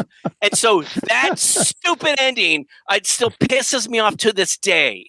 So if you want, I could tell you this: if on the other side we saw hell and the devil, I would have hated it even more because that's exactly what you expect. And so that would just be shitty. Yeah. But you needed something. Yes. Plus, you already saw the devil because De Niro was Louis Cypher. No, that's the devil in hey, here I'm taking this human. Hey, I'm the devil. Hey. The devil. Okay. Yeah, I want to see. Throw some fire. How difficult would it have been to just go? But that's hacky. That's terrible too. Well, you had the fire in Lisa Bonet's baby's eyes in that shot. It was comical. It was comical. The baby's got kind of a half smile, half grin on it. Yeah, that's terrible. That's terrible too. But like, if you're gonna show a hell, look, the whole devil and the fire thing. Once they started including that in like Warner Brothers cartoons, where Sylvester goes to hell, it's done. You can't do that anymore. So you have to do something like The Beyond. Now that's the scariest hell I can remember in a movie. Sure. Aside from maybe like a Clive Barker thing, but where you look out and it's just a fucking wasteland of nothing. That is fucking scary. Well, that's my least favorite elevator in a film. Thank you. Nice. James, why don't you take us out of this now? All right. Well, there's the classic Hitchcock North by Northwest, where, some goons are chasing Cary Grant, and he ends up with his mother in a crowded elevator, and the goons can't do anything because there's all these people around. And Cary Grant's mother is like, You gentlemen aren't planning to kill my son, are you? All they can do is smile. Great. Yes. You've got the Hitchcock parody, High Anxiety, from Mel Brooks, where he's in the Hyatt Regency Hotel with glass elevators, and he's totally afraid of heights and paralyzed with fear. You've got a couple of superhero movies. You got Superman 2 from 1981, where he rescues Lois Lane from an elevator going down the Eiffel Tower, and then he lifts her up and through the Eiffel Tower. You got Spider-Man 2 from Sam Raimi, where you've got this kind of awkward moment where Tobey Maguire's in an elevator in his Spidey suit, and Hal Sparks walks in, and they're just, they're making small talk, and he's like, Yeah, that's a nice, great scene. That's right. nice costume. Nice costume. And then finally, an escalator scene, if I may, from 19. Okay, wait a minute. Yes. Fuck. This is not it. I said, if I may. Well, it's in the realm. Assuming. Why can't you ever fucking play by the rules? Assuming we're From not going to do. Blackfish on, it's been like this. That's what it Go started. ahead. It Assuming started. we're never going to do an escalator topic. I have to work it in. What about people because- mover scene? Because it's actually a pretty horrific scene, and it's from The Kiss from 1988 with Joanna Pacula, where a girl is, and Joanna Pacula is this evil kind of voodoo sorceress who's getting rid of her enemies one by one in supernatural ways. And one of them is this young girl who's in a shopping mall, and she drops her lipstick, and she goes down, she's on an escalator, she goes down to pick it up, and her necklace gets stuck in the escalator, and she cannot get it out, and she ends up getting horribly disfigured. And it's an effective scene in an otherwise really forgettable horror movie. To be fair now here, anybody else got an escalator? I don't. No, but I have to. But see, I James. play by the rules. Sorry. But see, James surprises me. Oh. Like I'm surprised, James. You bring like that's actually I like The Kiss. I think it's a cool little movie. Joanna Pacula and the Meredith Salinger is the girl. Yeah, She's. yeah. But how do you know about that movie? See, I'm surprised you bring. That's a good. It's a cool little obscure '80s movie. Yeah, James, that's a good movie. Hey guys, I'm How do part you of know about Monster that? Party. I know these things. Hey, you see that? Look, if we're going to talk about escalator scenes, we got to go back to Dawn of the Dead. When they turn the power back on in the mall, you got all the zombies on the escalator going, whoa, whoa, whoa. Yeah. That's right. Whoa. That's my escalator sound, Larry. Whoa. That's the Foley that you add for the. Yeah. Yeah. Hey, I have a question for you guys. Have you ever been stuck on no. an elevator? Yes. Yes. I have too. I was Not about long, 40. though. I was like 45 minutes. Ooh, that's Wow. long. I mean, it was during the Whoa. day, but I was just talking with the people when they finally got working. But it was like, yeah, it was a little Were you unnerving. by yourself? Yes, I was. See, so was I. But it was me and the devil. I was by yeah. myself. I was in Century City, and it was all for 10 minutes. But I started would not have expected it. I started to get a little freaked out. Really? Could Wow. not have told you that I would have had that reaction. But when you're in that situation, you don't know. And I'm claustrophobic, so 10 minutes in, I would have wanted to start eating pizza. About 20 or 30 will- minutes in, I was getting a little nervous. But. I will say this though, today the modern elevator is a very safe elevator. Though. No, and there are these elevators that are designed. The designers of elevators. It seems like it's a joke, but it's not. There are these people who have figured out a certain arithmetic or algorithms for elevators, and sometimes when these really giant high rises, they'll go really fast and then they kind of slowly slow down very quickly and try to give you that nice little move, and you like in your kind of groin area kind of go ooh, that kind of funky feeling. Man, you know what I'm talking about, right? Oh, I absolutely do. And like when those elevators though, especially where the glass ones that are on the outside, when they go really fast, I really do expect it to go Wonkavator at the end. There are two elevators that come to mind. There's one at the St. Francis Hotel in San Francisco, right. which is a beautiful hotel, and the elevators are, as Matt said, they seem like they're on the inside of the hotel, but what happens is when you go up, it's like you are in the inside of the old hotel and you shoot up into the newer part of the hotel, which goes up like over like 40 floors, and it shoots up and it's really fast, and you get to see the city, and it's gorgeous. It's really neat. It's fun. And isn't that Bonaventure too? Yeah, in LA. Bonaventure Hotel in LA, right? Yeah. And then there's another one at the Palms in Vegas, which is kind of the younger hip hotel, and it just shoots you up to the party place at the top because they want to get you up there as quickly as possible. Meaning my room.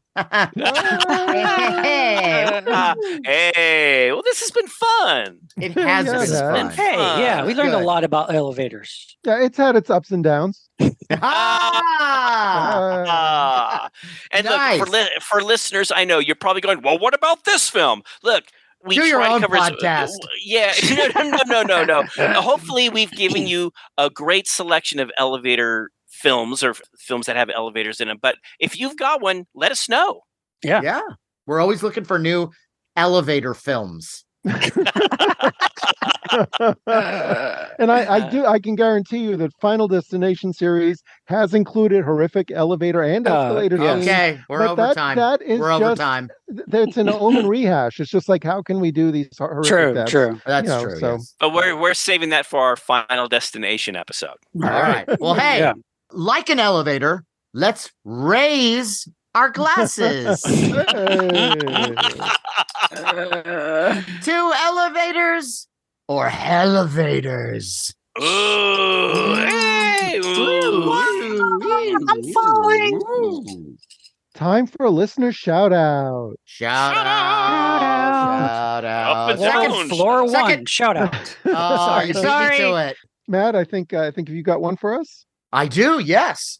Longtime friend of our show, fan, a wonderful guy, and a Patreon member, Fred Behringer, tried submitting a review on Apple, but he had some trouble, so he put it on Patreon.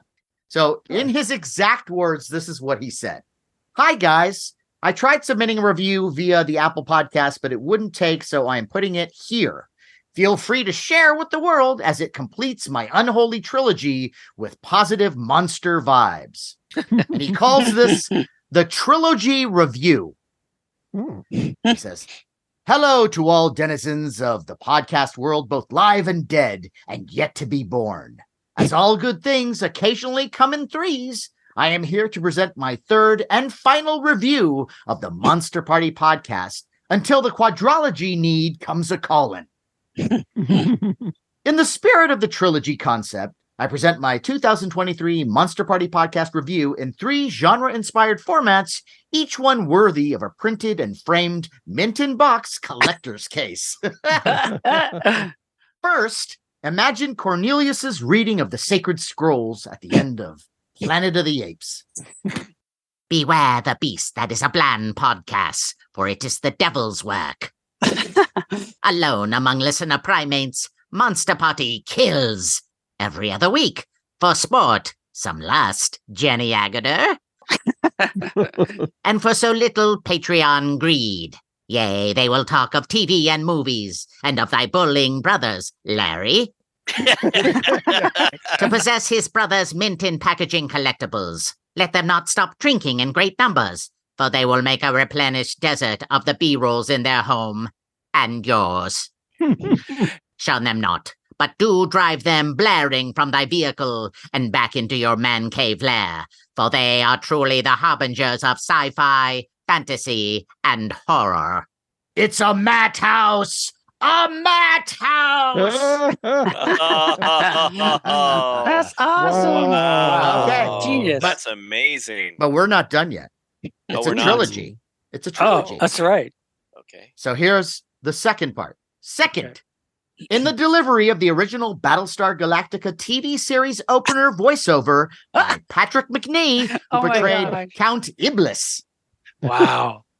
There are those who believe that the genesis of genre podcasts here began out there, far across the universe, with tribes of sci-fi horror and fantasy fans who may have been the forefathers of Marvels, or Stephen Kingers, or the Tolkienizers.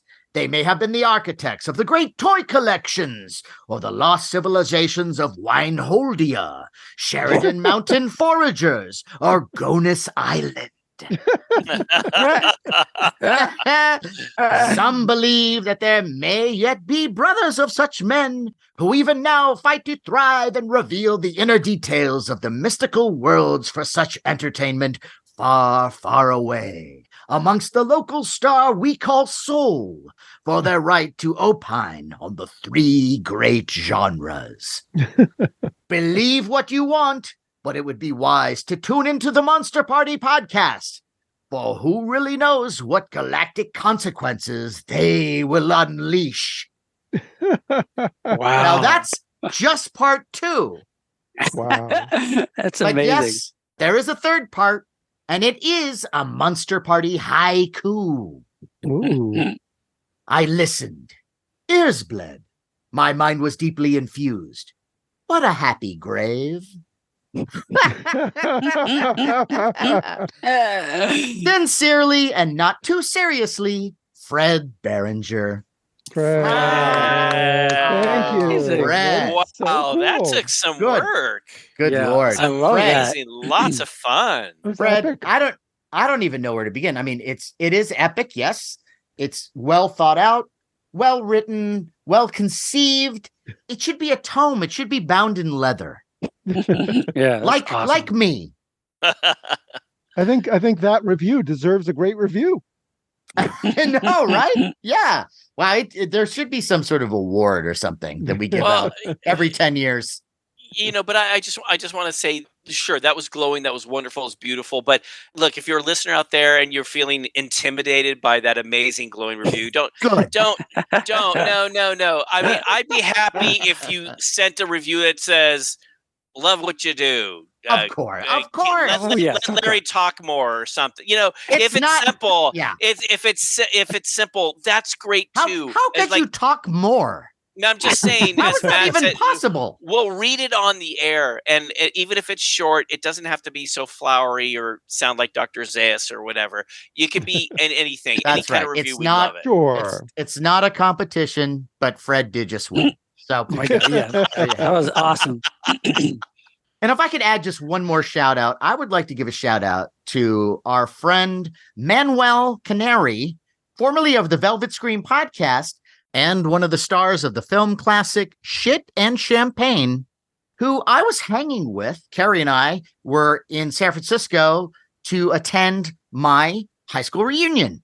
And after it was great fun. But after we went to that, we then met up with Manuel in San Francisco, and we went to this great bar called The Edge, and we had a great time. And Manuel is just such a lovely guy, and he was very hospitable to Carrie and I, and we had a lovely time. So, Manuel, if you're listening, we love you, bud. Oh, guys, by the way, we have a milestone. Really? Oh, yeah? On this week, 10 years ago in 2013, was the very first time Monster Party was ever shared with the public as a YouTube episode. Wow. And that was 10 years ago this week. Now, it was not a podcast episode, so I'm not saying it's been 10 years since the podcast, but it's the first time Monster Party, if you will, went public. Right. Oh, Wow. So happy anniversary, guys. That's amazing. Happy anniversary. And go back to those episodes, because it was a different time. It was a special time. We were loose with our thoughts and our shorts. I think James was the only one who wore shorts at that time. Yes, I know. That was directed at me. Because it was very hot. It was very hot. Yes. And it was very hot.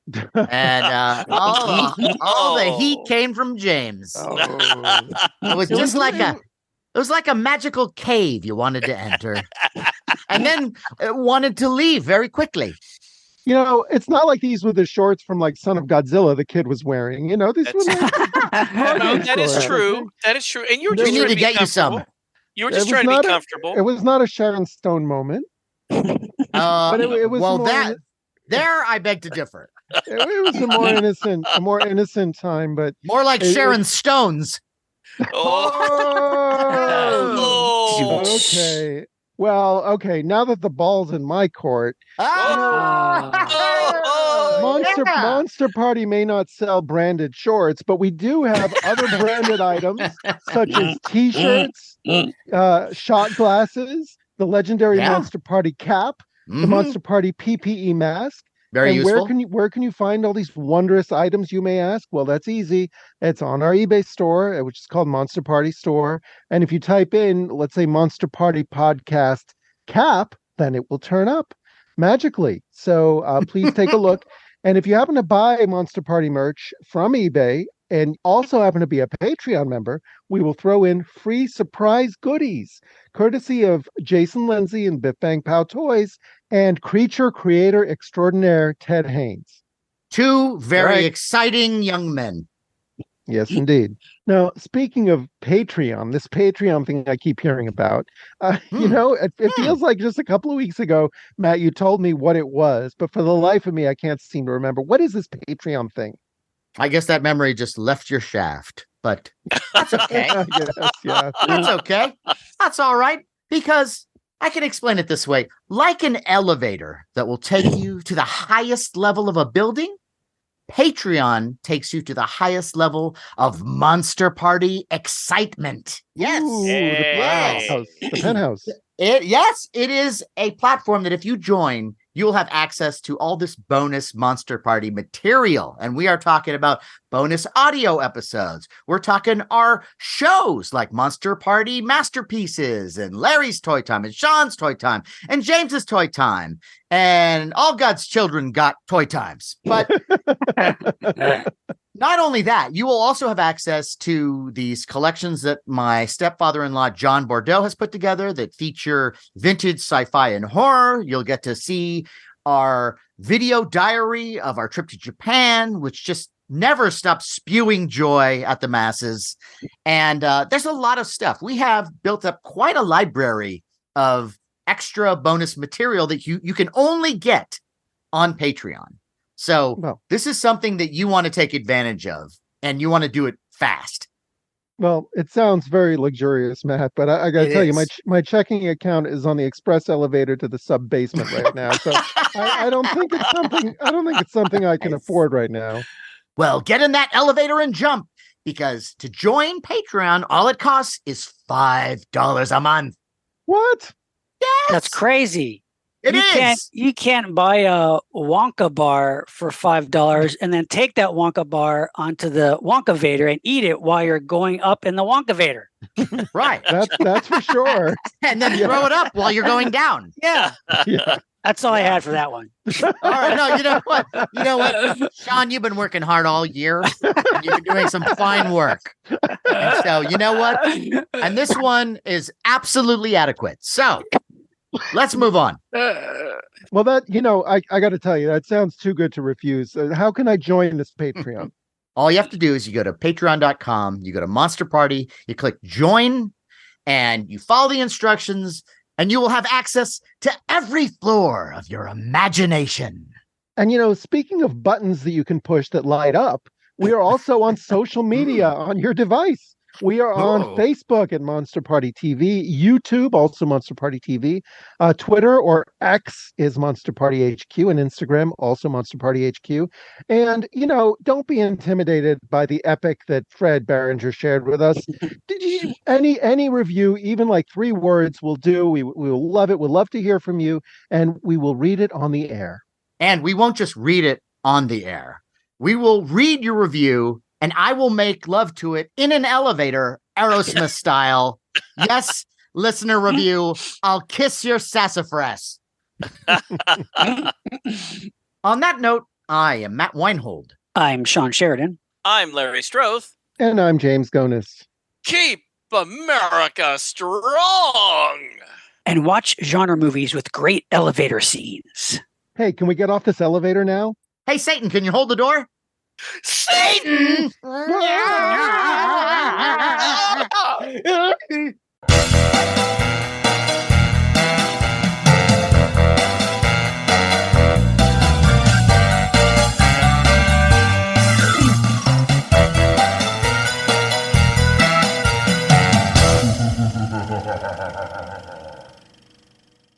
What did you say about Denise Crosby?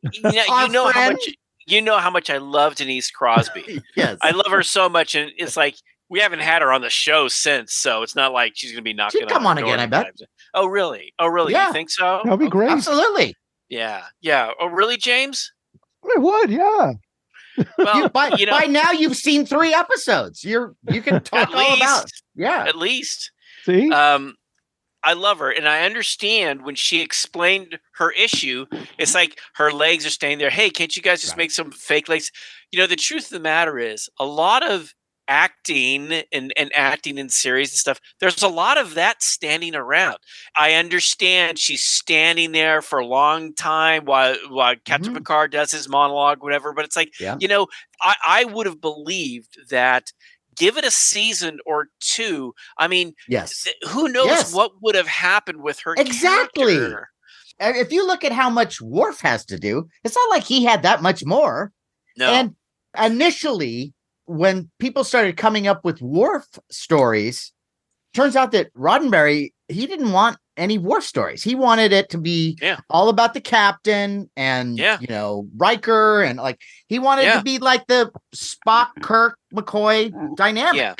I mean, it wasn't in the car. It didn't look good for Worf either for those first 2 seasons. No. Cut to the guy not only has 7 seasons of The Next Generation, he's got 4 more seasons of Deep Space Nine. That fucking guy is making bank forever. Yeah.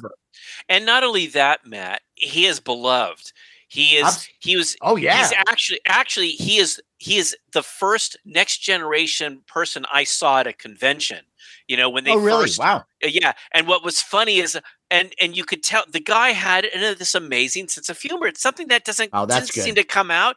But there was this one, I'll never forget this one kid who's asking a question of Michael Dorn. And he goes, so why is it there are always things that go wrong on the spaceship? This is the future. And it's so funny. He just stands there, he's nodding, and he goes at the end, because the kids sound like a little Larry complaining, quite honestly. I was about to say, but At the end, we'll look at so what's the deal? What's wrong with the ship? God. Everything's and Michael Dorn goes, well, you see, that's what we call drama. That's fantastic. He goes, look, would you watch a program where nothing happens? Well, it's also, isn't it realistic? Shit's still going to happen in the future too. Well, here's the funny thing. My air fryer has been recalled. Okay. See, okay, look, and not only that, it's like in space stuff. You've got the most brilliant people working in NASA and all this stuff. And even these people who triple, quadruple check everything, and there's fail safes, things go wrong. And that's right. I would imagine, even though they have a transporter that can beam your essence from one place to another, things are bound to go wrong. I'm not surprised. Don't you think that our world equivalent of going into a transporter is going into a self-driving car? Both of those things are like, oh shit, I don't want to trust myself to this. See, I saw my first 2 on the road in San Francisco. Yeah. And it was creepy. Well, it's funny, Matt. It's like, hey, great, you're working on that technology. I'm just not there yet. I'm not there to go, hey, let me hop in that driverless car. I need someone to browbeat. I need someone to backseat drive. And I call me old-fashioned, and I've heard, well, people, when people drive, they make all kinds of mistakes, but the self-driving car, it doesn't. Yeah, sure. We're just not there, and I don't want to be that guinea pig. Okay. Could you make a left on Franklin? I'm sorry, Matt, I can't do that. So yeah, with the Star Trek thing, I don't know if I ever told you guys this, but this was years ago, and I'm at a Star Trek convention, and Patrick Stewart's there. And he's in the beginning, he says, look, I don't want anyone waving their hand. I want you to wait till I'm done speaking, and then please raise your hand, because it's distracting when I'm speaking. And so everyone's like, yeah, you hear the murmur of understanding. Of course, as soon as he starts talking, there's a kid, full Starfleet uniform, Mr. Stewart, Mr. Stewart, Mr. Stewart, like the ridiculous, like someone hired him, like it was a prank. And so this kid, Mr. Stewart, Mr. Stewart, and he keeps trying to just ignore this kid. And at one point, the kid just keeps going, and he just turns to the kid and goes, "Shut up!" So that's the first thing. That's the first thing. So everybody's kind of like, whoa, like, okay. And he finishes his thing, and the kid just keeps going. And finally, just to get this kid to stop, he goes, all right, what do you want to ask me? And this kid says, with all the problems going on in the Middle East, what military tactics would you use against Saddam Hussein? And you just hear this entire crowd just go, and Patrick Stewart does exactly that, Larry. He puts his hand up against his forehead, and then he motions the kid to come closer to the stage. And the kid goes all the way to the front of the stage, and he goes to the kid in the mic. I'm Patrick Stewart, the actor. And that was it.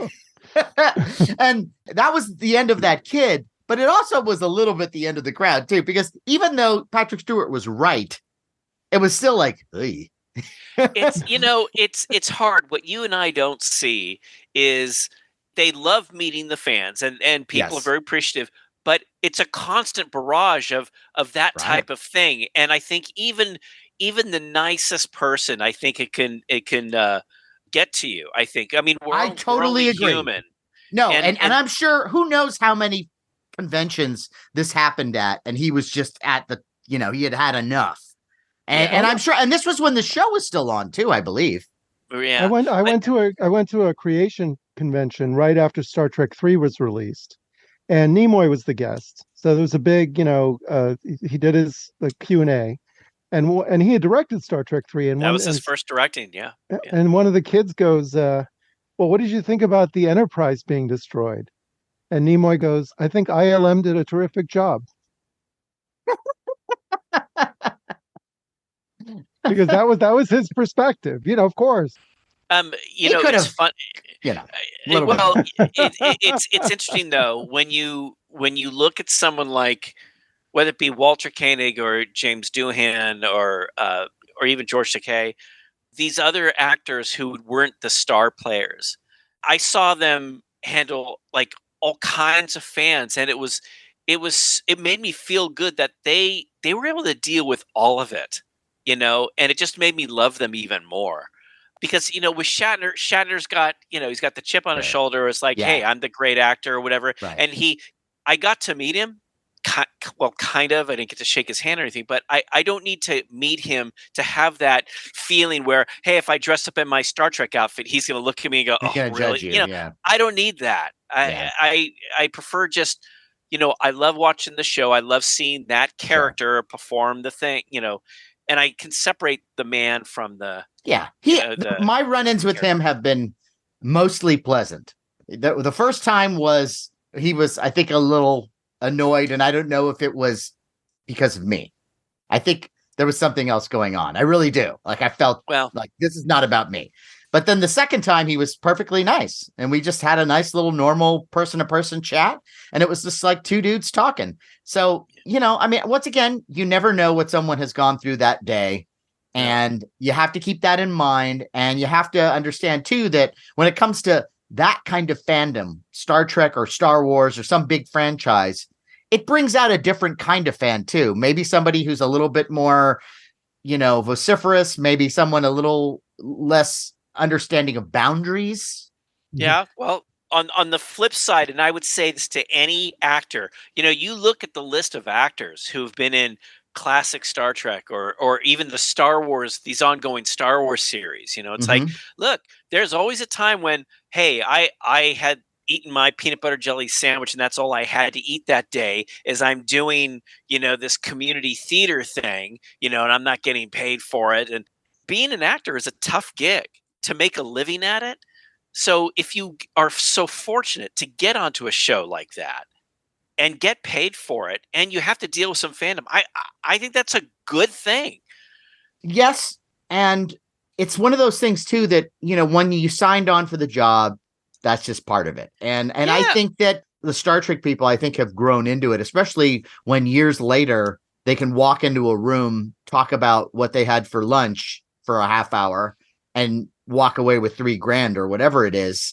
Walter Koenig was talking about how sometimes he would feel like an imposter because, it's really all about these guys. And we had to tell him, that, you're part of that family. Yes. And if they didn't want to be in that room and listen to you, they'd leave, but they don't because you're interesting to them too. And sitting with him, we heard all kinds of wonderful stories. I could have listened to him for another hour.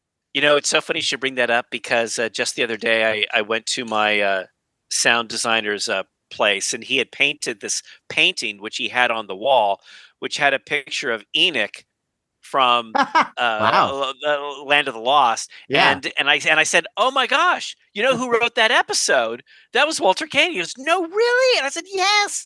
And I said, it was so funny because there was no Enoch toy at that time. And remember, Matt, we found that. Nothing. No, and you found the bobblehead thing, and we brought it over to him, right, and it was, and he was so thrilled. as a kid, that character really stood out. It sure did. It elevated that show because now it's like real science fiction as opposed to the kids show. No, but it's funny, Matt, when he talked about his life, I was so riveted the whole time. And he took a few little jabs at me, and it was all in good fun. But it was like we all do. But it was such a. The stories were so great, and you're right, Matt. I could have easily spent another few hours. And the funny thing is, remember when we went to his place, we ended up hanging out. Sure. We were only going to be there for a short. Here's your gift, and they invite us in, and we takes us upstairs, and we're going. He's going to these other stores. Oh my God, it was. Yeah, he was such talking a about joy. Harlan Ellison, and it was wonderful. Here comes Shawn Sheridan. Oh, okay. To ruin everything. Hi, Shawn. Beam up, Shawn. Hey there. Sorry about that. We were literally talking about Star Trek, and James was involved. Wow. Really? Like in a good way, really? In a real way, yes. I participated for about 10 seconds. What was the snippet of information? We were kind of just talking about fandom for the most part, and it started with talking about how Denise Crosby, she should have hung on to that show. It would have benefited her, I think, if she had hung around a couple seasons, because I think she would have gotten more to do, and she certainly would have made a shit ton of money. At least two. Two. Obviously they liked her because they brought her back as the Romulan character. So it's not like they didn't. Right, I know. So everybody liked her, and Larry told a story about meeting Michael Dorn. I was saying, like, Michael Dorn back then didn't have a lot to do in those early. Yeah, and think about it. She could have been in the new Picard stuff then, right? Like that's the thing, because she's really the only, because they killed her off. She's the only cast member from Next Generation that couldn't come back. Well, her counterpart, I think, could have, right? Yeah. She never died. Or if she was a zombie, or a time, a time travel or an alternate dimension. Borg. She was assimilated. Yeah, or something. Yeah. I just watched the final 2 episodes of Voyager. And we could talk about that later, but sure. That was the Borg Queen, right? I do remember that. Those are good. And you know what? I didn't hate it. I didn't hate it. Those are good. But I honestly don't remember. Yeah. The last 2 episodes, it's time travel 101. There's no surprises, really. Oh, really? But there's some nice dramatic stuff. Yeah. And to see what's her face, the original Borg Queen. Yeah, she's great. It was great. It was like no one can really copy her. Like, it has to be her. Right. Yeah, I like her. What's her name? I forget her name, but she's great. I'm blanking on it. Is it Alexis? Angelica Houston. No. Stop ruining my brain. No, you're getting her mixed up. Faye Dunaway. No. You're getting her mixed up with the Captain EO thing, where she kind of looked like an A. Yeah, don't you? She was kind of like she was like Alice Krieg. See, Alice Krieg. Yes. Okay, yeah. Yes, from Ghost Story. Yeah, that's right. From Ghost Story, from very Sleepwalkers. She's good. Yeah, Sleepwalkers, which is a terrible movie, by the way. Terrible movie, but she's great. It's terrible, and my God, the early CGI. Yeah, like they show their faces turn into like cats. It's like, oh my God. I hope that's. I want to see that mentioned in the new '90s In Search Of, because I'm really curious, because there's so much bad CGI in the '90s. Well, I guess I know what I'm crossing off my watch list tonight. That's what I was. Oh no, you should definitely watch it. Alice Krieg, yum yum. Yeah, so, it's worth it just for that. She is pretty hot in it. Yeah. Yeah. There's a documentary about all the Star Wars like side characters, and I wish I could remember, but look that up on Google, because it's all about all the guys who are like not even bigs, like X-Wing fighter number 5, like that kind of thing. Like interviews with the actors who played them? Well, it's all about them like at conventions, and then like the inner drama between them. And, like, I was X-Wing fighter number 3. No, that person who says they're X-Wing fighter number 3, they're lying. They weren't in the movie at all. Like, yeah. That's funny. That's funny. It's really interesting. You are kidding me. No, it's fascinating. And I can't remember the name of it, but that guy who was next to us at the World Heroes Convention, he must have had, because he brings those guys to conventions all the time. That's like his thing. Yeah, that's true. There's little bit parts of How do you in big movies? Well, and then if something's uncredited, you know what I mean? It's like having a certificate of authenticity on a autograph. Like, how do you know? Well, yeah, like Prince William was supposed to be a stormtrooper in like the last Star Wars. Like, Really? well, yeah. Yeah, I heard that. Yeah. What's his face? The latest James Bond guy. What's his name? He was like Daniel a storm. Craig. Yeah, I think he was a stormtrooper in Force Awakens or something. Yeah, Supposedly. he drops the gun. He drops Yeah, the yeah. gun when Oh, she okay. says, "You will drop the gun." Right. And he says, "I am dropping the gun." I don't think it's his voice. But Right. So not only was- could he make money from just regular acting, but he could go to those conventions and clear a Yeah. good Oh, he doesn't need to do that. 350, He for the doesn't. day. No. He's made enough off James Bond and I'm sure he has. You think? what's the Knives Out? Knives Out, he's a yeah. good actor. Well, you know what? Press that up. No, what am I saying? Press my up button? Boy, I need to get laid. Press my up button. Press my up button.